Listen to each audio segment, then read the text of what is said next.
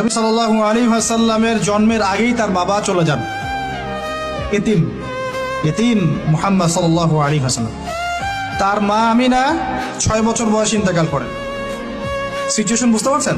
6 বছর একটা বাচ্চার বাবাও নাই মাও নাই। তার দাদা আব্দুল মুত্তালিব তাকে সাথে রাখেন, খুব আদর করেন, খুব মহব্বত করেন, যেখানে যান সাথে করে নিয়ে যান। তিনি নেতা মানুষ, তার পাশের চেয়ারে তাকে বসতে দেন, বলেন আমার এই নাতি একদিন সাইয়্যেদ হবে, নেতা হবে, এই কথা বলেন। তিনি ইন্তেকাল করলেন 8 বছর বয়সে। তারপরে দায়িত্ব পেলেন চাচা আবু তালেব। নাম কি? এই 8 বছর বয়স থেকে নিয়ে নবী সাল্লাল্লাহু আলাইহি ওয়াসাল্লাম নবী হয়েছেন 40 বছর বয়সে, আর মক্কায় ছিলেন 13 বছর, প্রায় 53 বছর। প্রায় 53 বছর পর্যন্ত, 8 থেকে 53 বছর পর্যন্ত এই যে লম্বা সময় চাচা আবু তালেব নবী সাল্লাল্লাহু আলাইহি ওয়াসাল্লামকে পাহাড়ের মতো প্রোটেক্ট করেছেন, পাহাড়ের মতো। পাহাড়ের পিছনে আপনি দাঁড়ালে কি বাতাস লাগবে? এভাবে তিনি প্রোটেক্ট করেছেন নবী সাল্লাল্লাহু আলাইহি ওয়াসাল্লামকে।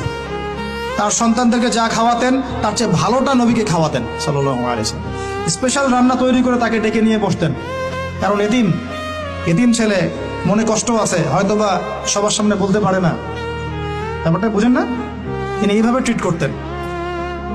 এমনকি নবী হওয়ার পরে আল্লাহর নবী সাল্লাল্লাহু আলাইহি ওয়াসাল্লামের বিরুদ্ধে পুরা সমাজ চলে গেল। কেউ গালি দেয়, কেউ বলে সাহের, কেউ বলে কাযযাব, কেউ বলে ফারিকুল জামা। মানুষ গালিগালাজ শুরু করলো, নিন্দা গীবত তহমত শুরু করলো, অর্থনৈতিক বয়কট শুরু করলো, সামাজিকভাবে বয়কট করা শুরু করলো। এমন কোনো অত্যাচার নাই যা নবী সাল্লাল্লাহু আলাইহি ওয়াসাল্লামকে করা হয় নাই। বুঝতে পারছেন কথা?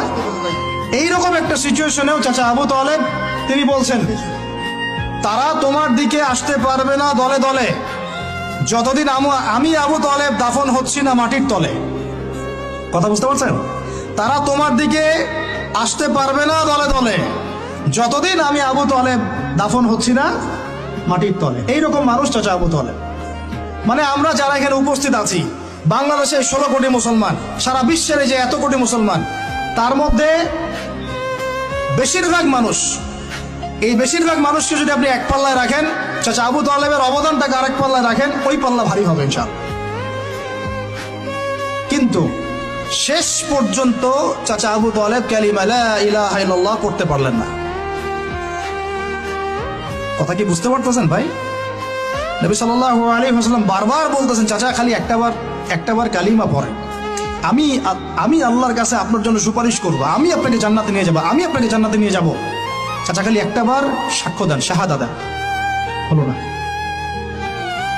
হাদিসের মধ্যে আসছে চাচা আবু তালেবকে জাহান্নামের সবচেয়ে উঁচু স্থানে রাখা হবে, যেখানে তার পায়ের গোড়ালি বা টাকনু পর্যন্ত আগুনে পুড়বে, এতেই তার মগজ টকবক করে ফুটতে থাকবে। নাউযুবিল্লাহ।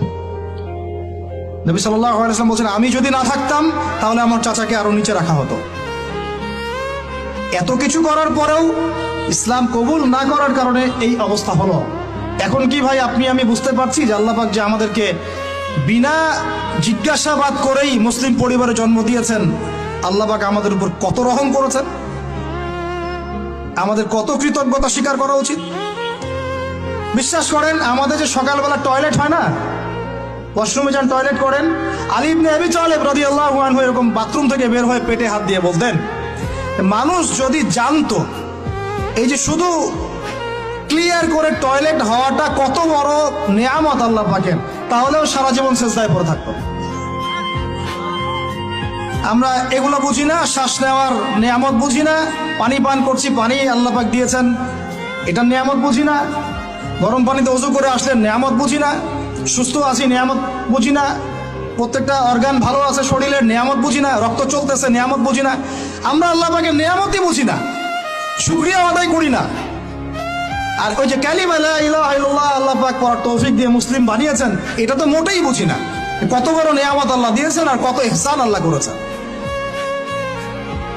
এইটা জাস্ট আজকের লেকচার শুনে বুঝে বাসায় চলে যান, তাহলে ইনশাআল্লাহ আপনার একটা কৃতজ্ঞতাপূর্ণ হৃদয়ের সৃষ্টি হবে, এবং এই হৃদয়টা সৃষ্টি হলে পরে